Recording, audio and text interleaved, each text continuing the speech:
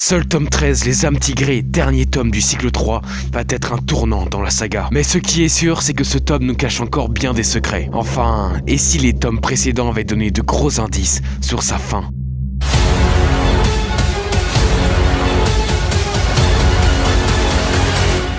Yo, j'espère que tu vas bien, je te souhaite la bienvenue dans ce premier épisode des plus dingues théories sur le tome 13. Oui, car si tu as cliqué sur cette vidéo, c'est que tu es tout comme moi impatient de pouvoir lire ce tome 13, Les âmes tigrées, qui sortira fin 2021. Enfin, j'espère. Si tout comme moi, vous êtes impatient de savoir qu'est-ce qui va se passer dans ce tome 13, eh ben cette vidéo est là pour ça. Pour la première fois sur la chaîne, cette vidéo théorique va être déclinée sous forme d'une série en 7 épisodes, qui sortiront à la fréquence d'un épisode par jour. 7 jours. Cette vidéo. À tous les fans de Seul, voici de quoi vous mettre l'eau à la bouche. Ce premier épisode va servir d'introduction, d'annoncement à toutes les théories qui vont suivre. La fin de Fortville, le retour d'Ashi, les pouvoirs de Doji, la ligne rouge et Alderic, les âmes tigrées qui est le titre du tome, et enfin la conclusion, où je vais normalement vous y garder une surprise. Mais avant toute chose, voici le kit de mes vidéos qu'il faut absolument voir avant d'en venir à celle-ci. Car je vais aller encore plus loin dans des notions que j'expose dans ces vidéos. Soit les deux premières sur le tome 13, celle sur la guerre des limbes, celle sur Alderic et enfin celle sur les animaux dans les limbes. A tous ceux qui ne sont pas encore tombés dessus, je vous laisse les retrouver sur la chaîne. Sur ce, plongeons en quête d'indices sur ce tome 13 qui sera le dernier tome du cycle 3. Et ça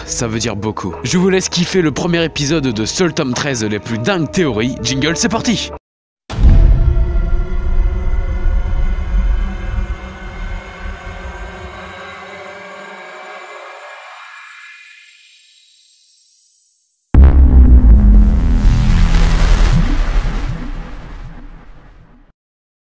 Et si cette scène au tome 10 était en fait une métaphore de ce qui allait se passer au tome 13? Explication. Le maître fou présente à Doji un grand banquet tel un immense cadeau. Mais la condition de ce repas est de se servir exclusivement d'un marteau. Et maintenant transposons ça au tome 13. En échange de sa liberté, Doji doit rapporter un objet au bout de la ligne rouge, mais en étant toujours à portée de main de celle-ci. Le cadeau avec la condition. Et justement en parlant du cadeau, la liberté a une résonance très forte chez Doji à propos des adultes. Peut-on lui faire meilleur cadeau? Et donc pour revenir au tome 10 avec ce banquet qui symbolise la récompense idéale, mais avec une condition. Et donc que fait Doji? Il refuse l'épreuve et en sort. Et si cela annonçait ce qui va se passer au tome 13? Que Doji va finalement sortir de la ligne rouge? Surtout que regardez cet extrait d'un interview de Fabien Wellman qui parle à propos de l'épreuve de la ligne rouge. Au moins c'est que l'épreuve sera aussi dure qu'on peut l'attendre et que Doji va pas mal en baver, mais que les choses ne se passeront pas comme on pourrait le croire. Mais les choses ne se passeront pas comme on pourrait le croire. Cette phrase confirme subtilement ma théorie. D'ailleurs, en parlant de cette interview, vous pouvez le retrouver sur YouTube et il confirme pas mal de mes théories, notamment celle à propos de Jonathan. Effectivement, on peut se demander s'il n'est pas un peu facile qu'un anti-mage, comme l'était Jonathan dans le tome 12, puisse ainsi revenir parmi les enfants dits normaux.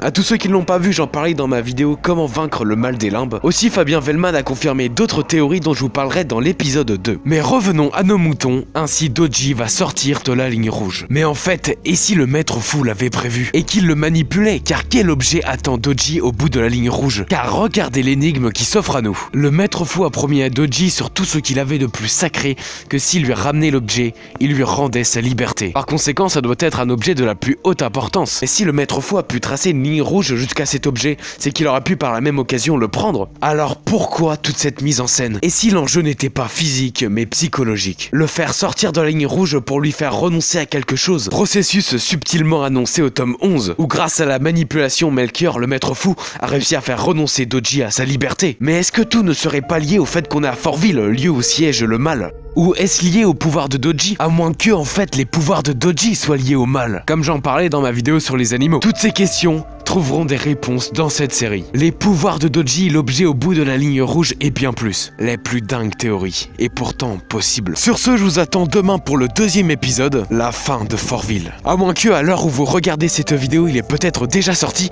Et dans ce cas, il ne tient plus qu'à vous d'aller le visionner. Cette série vous réserve bien des surprises. On va parler de plein de choses sur ce tome 13. Et j'espère qu'elle vous plaira. Sur ce, portez-vous bien, je vous dis à demain, salut!